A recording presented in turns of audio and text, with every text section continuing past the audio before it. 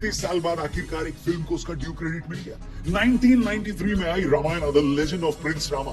Theatre में देखकर आए हैं, उस मोमेंट को जी कर आए हैं जो किसी भी टिकट प्राइस और पीआर से बहुत बहुत ज्यादा ऊपर है। ये वो फिल्म है जिसके लिए इसके डायरेक्टर यूगो साको ने जिंदगी के 10 साल सिर्फ रिसर्च में निकाल दी। इस फिल्म का मोटिवेशन उनको तब मिला था जब वो 1980s में रामायण से जुड़े आर्कियोलॉजिकल खुदाई पर एक डॉक्यूमेंट्री लिख रहे थे। इस एनिमेटेड फिल्म की शुरुआत ही दीवारों पर उकेरे उन चित्रों से होती है जो रामायण के इतिहास को साफ बताती है। ओरिजिनली ये जापानी भाषा में रिलीज हुई थी जिसे इंडियन टैलेंट्स की कोलैबोरेशन से बनाया गया था। इसके को डायरेक्टर राम मोहन जी ने यूगो साको के साथ मिलकर इस फिल्म को बनाने में $6.7 मिलियन खर्च कर दिए थे, जो उस टाइम के हिसाब से भी किसी भी एनिमेशन वाली फिल्म के बजट से बहुत ज्यादा थी। इसकी ग्लोबल अपील को बनाए रखने के लिए इसे बाद में हिंदी, तमिल, तेलुगु, इंग्लिश जैसी भाषाओं में डब किया गया था। अफसोस ये था दोस्तों कि इतिहास का पन्ना जिस धरती से जन्मा वहीं इसे बैन कर दिया गया था।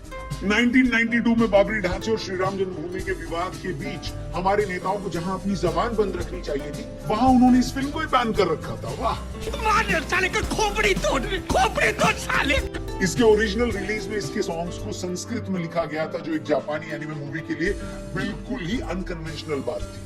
फिल्म की लेंथ भी 135 मिनट की है, जो एनिमे मूवीज की लिस्ट में सबसे लंबी लेंथ में से एक है। इसी के साथ फिल्म के हिंदी डब में अरुण गोविल, अमरीश पुरी, शत्रुघ्न सिन्हा, शक्ति सिंह जैसे वॉइस ओवर आर्टिस्ट की आवाज थी। इसके हिंदी गाने तो आंखों में आज भी आंसू ला देते हैं दोस्तों।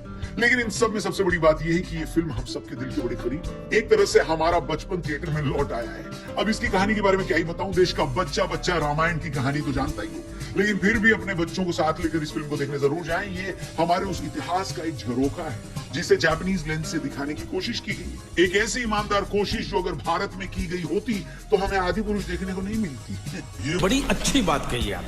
रामानंद सागर जी की रामायण के बाद इस रामायण को मैं अपने दिल के बेहद करीब रखता हूँ। कविता कृष्णमूर्ति जी का पंचवटी वन में गाया हुआ गाना हो या राम सेतु बनाते हुए आया गाना, मैं वो सब कुछ फिर से देखने थिएटर पहुंचा था, लेकिन फिल्म को नया बनाने के लिए कुछ क्रिएटिव लिबर्टीज भी ली गई। एक मिनट, कहानी से कोई छेड़छाड़ नहीं है, लेकिन जिन आवाजों को हमने सुना था उन्हें इस फिल्म में रिप्लेस कर दिया गया है। नए डबिंग आर्टिस्ट के साथ इसके गानों को भी हिंदी में रिप्लेस करके संस्कृत कर दिया गया है। अब ये लिबर्टी क्यों ली गई मुझे मालूम नहीं, लेकिन फरहान अख्तर की एक्सेल एंटरटेनमेंट ने इस फिल्म को रिलीज करते वक्त इतना तो ध्यान दिया ही होगा कि फिल्म की पॉपुलैरिटी के पीछे सबसे बड़े कारण इसके गाने और इसकी डबिंग। वहां निश्चित तौर पर मुझे निराशा हाथ लगी, लेकिन प्रोड्यूसर्स की माने तो इसका मास्टर डेटा डिलीट हो चुका है, जिस वजह से ये डबिंग और गाने रिप्लेस करने पड़े। ये जानने के बाद मेरे मन को बहुत ज्यादा दुख हुआ, लेकिन फिर भी खुशी इस बात की है कि संस्कृत गाने भी बड़े अच्छे लगेंगे आपको सुनने में। वैसे हमारे बच्चों के साथ इसे देखते हुए आपको गर्व भी महसूस होगा कि हम किस इतिहास से बिलोंग करते हैं। फिल्म को 4K वर्जन में देखना काफी अच्छा एक्सपीरियंस रहा। कई बार मेरी आंखों से आंसू आ गए।